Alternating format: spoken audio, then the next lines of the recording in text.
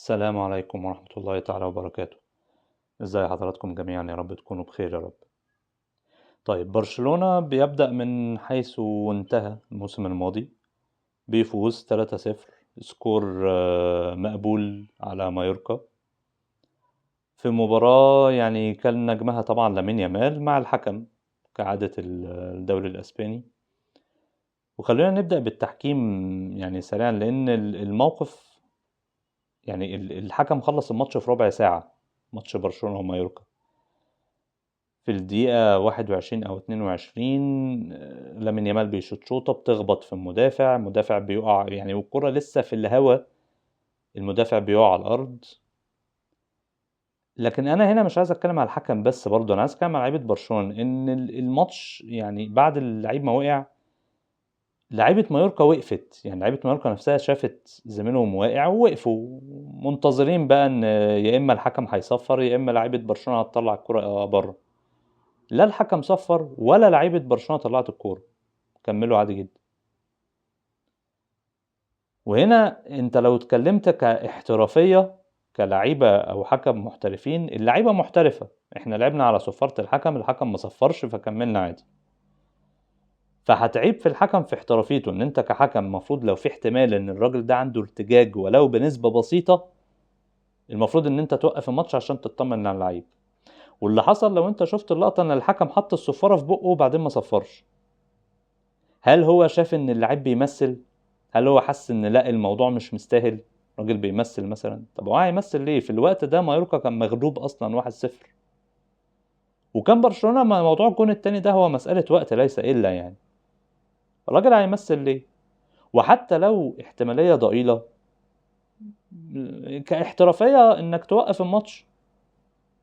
بالنسبة للعيبة برشلونة بقى، هي مش احترافية. هو انت اللي عمله فيران توريس ولاعيبة برشلونة ده الحل الاحترافي الصح، ان احنا الحكم ما صفرش فاحنا لعبنا. بس في حتة هي مش هقول أخلاقية، بس حتة يعني روح كرة القدم شوية. انت كسبان 1-0 ومتسيد المباراة، ومن ساعة برشلونة ما جاب الجون الأول وباينة إن مايوركا مش هيرجع أصلا. في كرة قبل الجون التاني جت، يعني أخطر كرة لمايوركا جت للمهاجم اللي هو اتطرد بعد كده، اللي هو موريتشي ده، حطها في إيد الجون سهلة جدا. يعني واضح إن هو فريق مش هيعمل حاجة معاك. فانت يعني مش حبكتش خلاص استعجال ان انت تجيب الجون التاني، يا سيدي طلع الكرة في الاوت. يعني طلع الكرة في الاوت على الاقل عشان تشوف اللاعب اللي واقع ده، يعني ما زميل اولا واخيرا يعني. فدي حتة بصراحة انا برضو هتكلم فيها على لعيبة برشلونة، ان هو شيء من روح كرة القدم يعني. وبعدين هو مش لعيب مثلا كانت الكرة فاول في رجله او حاجة بتاع، لا ده لعيب انت كلنا شفنا الكرة خبطت في راسه. فيعني حتى لو في احتمال انه يكون بيمثل، بس في احتمال ان هو لا قدر الله يكون في ارتجاج او حاجه في الوقعه، فيا عم طلع الكوره بره وريح نفسك. وبالنسبه للحكم، لا انت كنت المفروض تصفر، لان حتى لو الاحتمال الاقل ان هو في حاجه وان هي واقعه بجد، المفروض تصفر برضه. اللعيب قام بعدها وممكن مديك الايحاء ان ما كانش فيه حاجه، بس في النهايه الجون اصلا شكله وحش. يعني لعيبه مايوركا اصلا وقفت، وفيران توريز يعني خد الكوره وشاط واللعيبه واقفه يعني. لقطة بصراحة ما كانتش ظريفة يعني.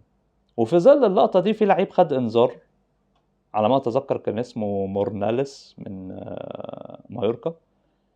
الراجل ده بعدها بكام دقيقة خد الانذار التاني واتطرد. فانت اديته انذار في دي عشان اعترض على الجون، فانت ما وقفتش الماتش كحكم، وبناء عليه الراجل اعترض فخدت انذار. يعني كان لو انت كنت وقفت الماتش الراجل ده ما كانش هياخد انذار. وبعد كده عمل شنكله على لامين يامال، الانذار التاني طرد.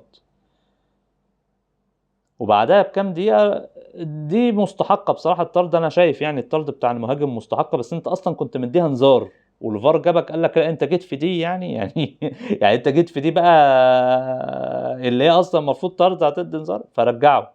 فراح طرده تقريبا في ربع ساعة، يعني من دقيقة تقريبا 22 ل 36 حاجة كده، في ربع ساعة كده الراجل خلص الماتش.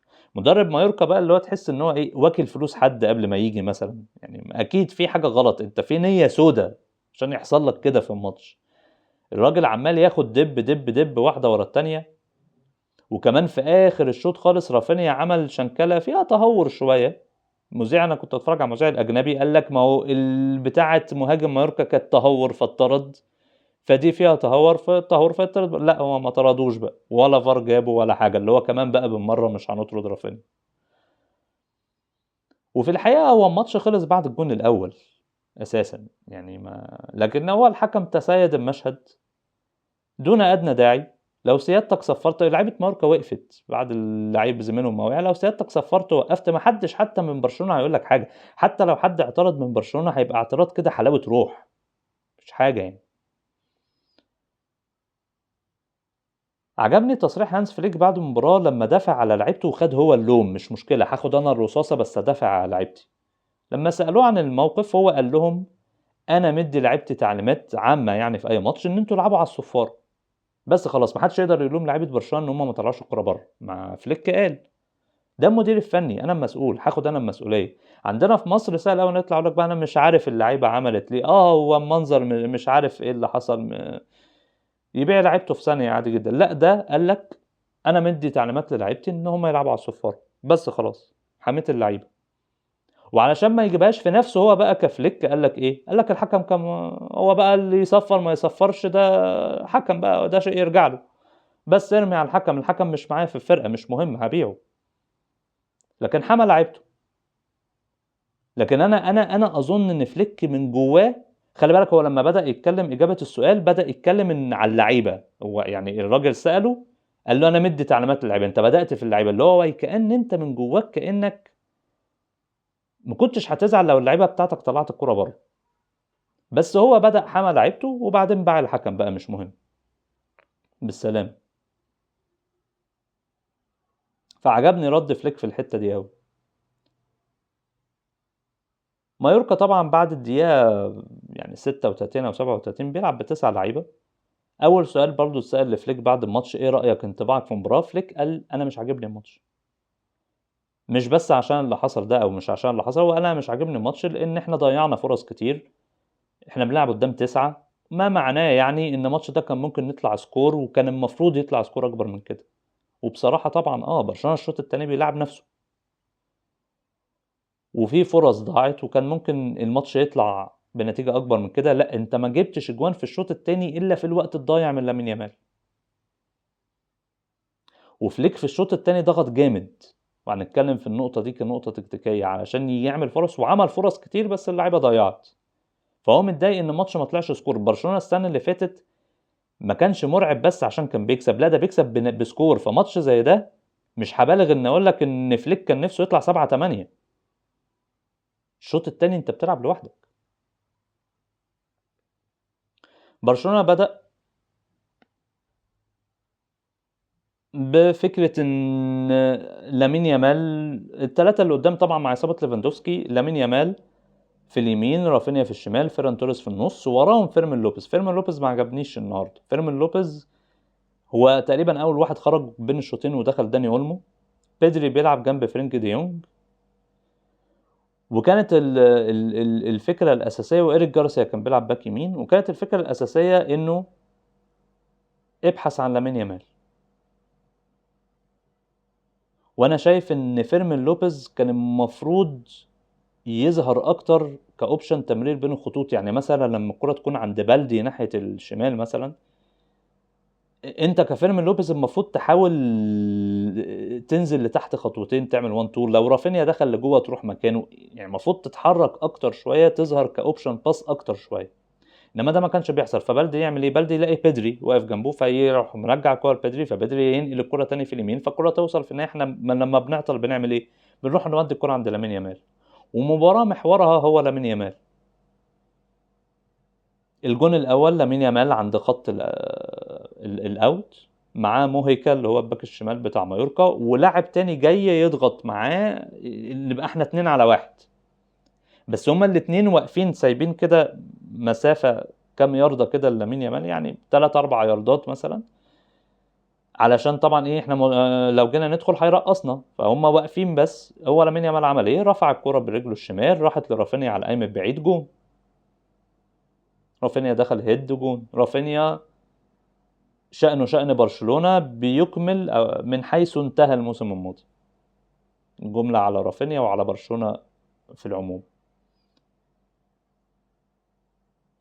الكرة بتاعت الجون التاني زي ما حكينا هو برضه لامين يامال برضه من ناحية اليمين، المرة دي بقى قطم لجوه وشاط بشماله خبطت في رجل المدافع، والباقي بقى ايه، فيران توريس جات له الكورة شاط جون.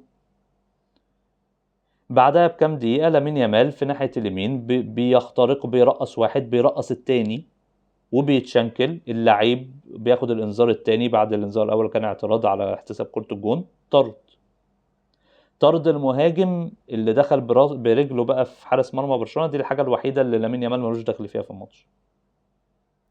بعد كده الشوط الثاني في الدقيقة 50 لامين يامال ناحية اليمين في جوه ال 18 ناحية اليمين، بيرقص راح اقول بخط مرمى، عمل كرة عرضية بوش رجله الشمال كده على الارض، فرصة. بعد كده فليك لعب على فكرة ان في بعض الاحيان لامين يامال بيتطرف، يعني بيبقى واقف عند الخط شادد موهكة الباك الشمال، وفي مساحة كبيرة جدا بين الباك الشمال وبين المساك، المساحة دي كان بيتحرك فيها في الشوط الثاني في اغلب الوقت رافينيا، وطبعا مايوركا مش قادر يقفل كل المساحات لانه بيلعب 9. ففي مرة المساحة دي جري فيها إيريك جارسيا، رافينيا ادى الكرة لإيريك، رافينيا كان ساعتها نازل شوية في النص، ادى الكرة لإيريك جارسيا، إيريك جارسيا رفع الكرة اللي راحت في النهاية كانت هيد كده وحارس المرمى نط شالها. وبعد كده رافينيا نفسه هو اللي استلم في الحتة دي، مرة عمل لداني اولمو على الارض وداني اولمو حطها في القايم، مرة رافينيا نفسه بشماله حطها جنب القايم. الفرصتين دول او الثلاث كرات دول لامين يامال مشارك فيهم بشكل غير مباشر، بانه ساحب الباك الشمال وواقف على الخط وانت متوقع ان الكرة هتتبصل لامين يامال، فعشان كده حتى لو في لعيب تاني فهو مركز مع لامين يامال برضه. وطبعا الجون اللي في الاخر، وكذا مرة قبل الجون بيحاول يقطم ويعمل الار2 هي او يحاول يشوط. فالماتش متمحور على ان احنا لما بنتزنق بنروح نودي الكرة عند لامين يامال ناحية اليمين وهو يتصرف.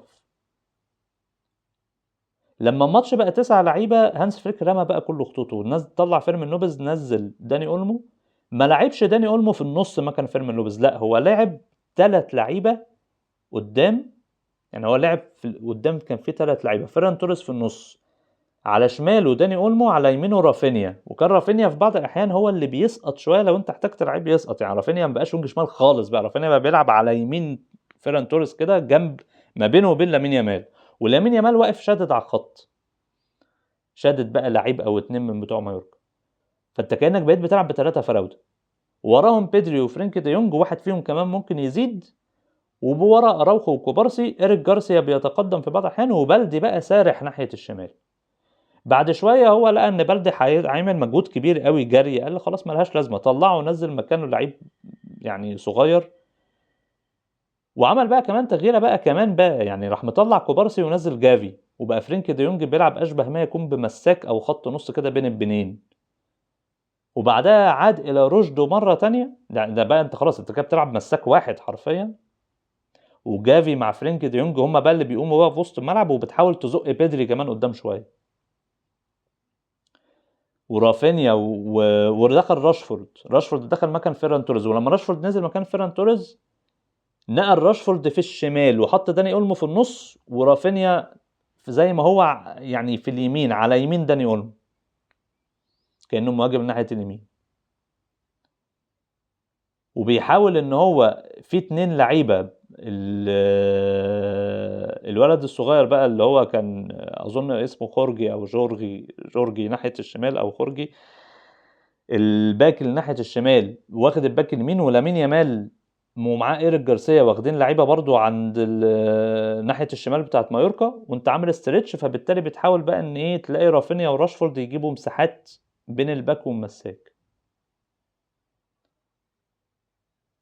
وبعد كده قرر ان يعود الى رشده هانز فليك، وطلع رافينيا ونزل كوندي علشان يبقى معاك ايريك جارسيا برضو ايه كانه مساك او لاعب خط نص، وكوندي هو اللي يلعب مع ايه لامين يامال ناحيه اليمين، وفضل مكمل بقى كده لحد اخر الماتش، ولامين يامال جاب الجون ايه بتاعه في الاخر. فهي المباراة بالنسبة لي في دور كبير فيها لامين يامال، والحالتين الطرد سهلوا لك، وده يخليني بصراحة اشوف ان برشلونة في سوق الانتقالات هو صفقة راشفورد كويسة كلاعب، انت ما كانش عندك دكة فانت بتجيب راشفورد، بس راشفورد هيبقى بديل مين؟ راشفورد بديل فيران توريس او ليفاندوفسكي يعني بقى، وبديل رافينيا، زي فيران توريس كده، فيران توريس الموسم اللي فات كان بيبدل ال3 اللي قدام، فراشفورد هو هيبقى مع فيران توريس ان هو ايه يبقى بديل ليهم. بس انت مشكلتك انك ما جبتش حل شبه لامين يامال. لما يغيب لامين يامال ده اللعيب الوحيد الوينج عندك اللي ممكن يستلم على الخط وبمهاره فرديه يعمل حاجه. رافينيا مش هيعملها، هترجع تاني كده الرافينيا بتاع ايام تشافي. فيران توريس لا، راشفورد وينج مهاجم اكتر يروح الجون.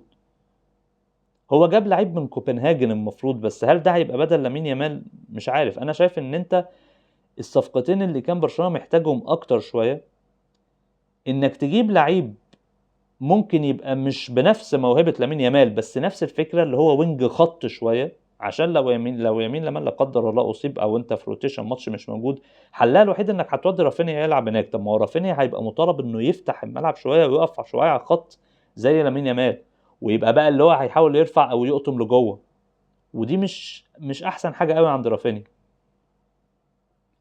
فانت كنت مطالب تحاول تلاقي وينج زي كده، او تجيب باك يمين. باك يمين بقى، باك يمين باك يمين بقى حاجه كده زي داني الفيس زمان يعني. ودي مشكله انك مش هتلاقي باكات يمين كتير موجودين. يبقى معاك برضو لاعب مع لامين يامال، او لاعب لما يبقى معاك وينج بيدخل لجوه هنا غير لامين، الباك اليمين يبقى طالع، يبقى انت على الاقل عندك اوبشن ان الباك اليمين ده لما بياخد الخط يحاول يعمل بقى كرة عرضيه، يحاول يعمل اي حاجه.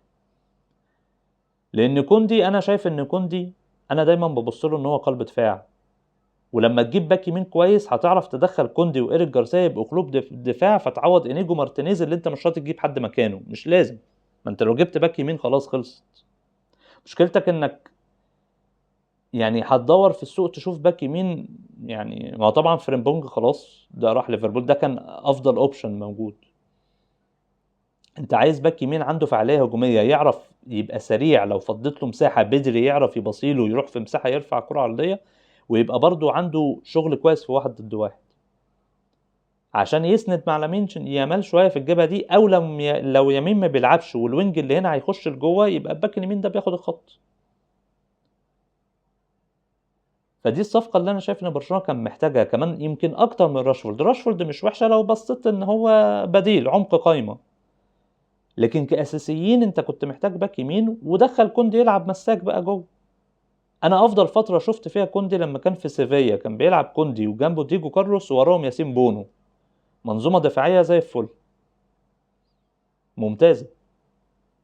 فدي افضل فتره انا شفتها لكوندي. لكن فكره انه بيلعب باك يمين وبعدين ديدي ديشامب راح واخده برضه باك يمين في فرنسا. طب برشلونه يا سيدي ما عندهمش لا فلوس ولا باك يمين. طب انت فرنسا عندك دوري كامل، مش لاقي واحد تاني يلعب باك يمين يعني. هو ما صدق ان كامافينجا لاعب باك شمال وكوندي لاعب باك يمين، خدهم خلاص حطهم في هاي نجحت معاكم يلا حط. طب ما انت عندك دوري يابا في ناس. بس ما علينا يعني. فانا شايف ان دي كانت صفقه كويس. كان في لعيب انا عارف هو راح روما، وبالتالي ممكن يكون لعيب مش كويس قوي او مش اعلى حاجه، كان لعيب ويزلي ده اللعيب باك اليمين بتاع فلامينجو. طبعا هو راح روما، فانت هتقول لي يعني انت عايز برشلونه يجيب حد راح روما؟ ما هو في النهايه انت عندك مشكله في الفلوس، واصلا قيد اللعيبه والكلام ده هتدخله بدل مين والقصه دي. بس هو في النهايه احنا بنشوف باك يمين كاوبشن يكون مبشر وعنده 21 سنه مش كبير، ويكون يعني لعيب مش غالي. في مين تاني مطروح؟ ممكن تشوف مثلا في فاندرسون ده الباك اليمين بتاع موناكو مثلا، ده لعيب كويس ممكن تشوفه، لان اغلب الباكات اليمين الكويسه مش هتسيبها يعني. اكيد مش هتجيب حكيمي، انت مش هتعرف تخش تجيب حكيمي دلوقتي. الاوبشن ايه مثلا؟ دومفريز برضو مش، ما اظنش هتعرف تجيبه من انتر يعني. هي دي الاوبشنز اللي موجوده، اغلب الاوبشنز الباكات اليمين انت مش هتعرف تدخل تجيبها. فلازم تحاول تجيب لعيب تبقى انت بتسكاوت فيه بقى ايه، تتعب شويه في انك تتفرج على اللعيب. لانك قبل كده كنت جبت كانسيلو، بس كانسيلو كان دفاعيا كان مشكله. فانا شايف انك محتاج تشتغل في الحته دي. هو لامين يامال كويس، بس هيبقى لحد امتى هو مطالب انه يعمل شغل في الجبهه اليمنى لوحده؟ انت دايما تتزنق تروح له، لان انت كمان انت، ودي هي ميزه وعيب في نفس الوقت، انت مش بتعمل باصات كتير قوي تيكي تاكا، انت عايز حاجه مباشره، فبتدي الكره على طول الراجل المهاري يروح. هي ميزه، بس هتبقى عيب في حته انه افرض الراجل ده مش موجود يعني ما هتعمل ايه؟ بس هي دي الفكره كلها. لكن لامين يامال بصراحة ما شاء الله ربنا يبارك فيه، يعني ما شاء الله ربنا يبارك لك، متعة ان الواحد يتفرج عليه، بس هو لسه صغير. الحاجة الوحيدة اللي هنقولها ان انت لسه صغير، محتاج النصح الدماغ شوية. اخر الماتش موقف يعني كورة زق لاعب من مايوركا في الاخر، يعني ماشي ساعات بتحصل ان انت بتجري مش عارف تقف فبتزق يا سيدي خلاص، يعني لا هنقوم بقى نتخانق يعني. بعدها جاب الجون وراح عامل التاج اللي هي لقطة التاج اللي هي كده، مش عارف هي دي معناها ايه يعني يعني دي انت بتعملها جماهير مايوركا ولا ده جماهير برشلونة قاعدة هنا ولا دي بالون دور ولا دي ايه؟ فشوية انت يعني محتاج برضو لامين يامال شوية، ممكن بعض النصح ممكن، بس هو لسه صغير يعني دي الفكرة. بس غير كده هو موهبة انت تحب ان انت تشوفها طبعا، ما شاء الله ربنا يبارك فيه يعني.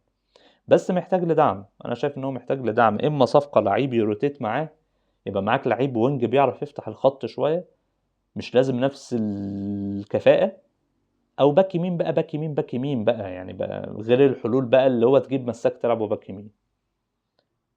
بس يعني ده بس انطباعاتي كده عن الماتش الاول بتاع برشلونة في افتتاحية مباراة برشلونة في الدوري الاسباني. شكرا جزيلا لحضرتك.